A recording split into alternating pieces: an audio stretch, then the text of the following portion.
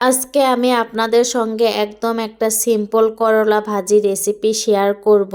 রেসিপিটা সিম্পল হলেও খেতে কিন্তু দারুণ লাগে। এই জন্য শুরুতেই আমি প্রথমে তিতা করলা কেটে নিয়েছি, সঙ্গে একটু মোটা করে আলু কেটে নিয়েছি।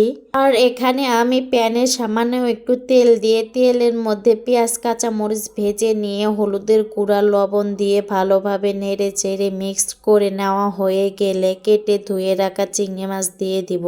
চিংড়ি মাছ দিয়ে খুব ভালোভাবে নেড়ে চেড়ে নেওয়া হয়ে গেলে এর মধ্যে কেটে রাখা আলু আর করলাটা দিয়ে দিব। আমি এখানে করলার পরিমাণটা আলুর থেকে একটু বেশি নিয়েছিলাম। আর এই করলা ভাজিতে আমি কোনো রকম পানি ব্যবহার করব না, অল্প আঁচে ঢাকনা দিয়ে ঢেকে কিছুক্ষণ পর নেড়ে চেড়ে দিব।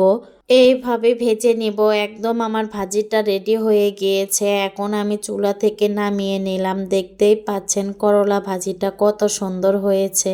একবার হইলেও বাসায় এইভাবে করলা ভাজি করে দেখবেন, খেতে দারুণ লাগে। আল্লাহ হাফেজ।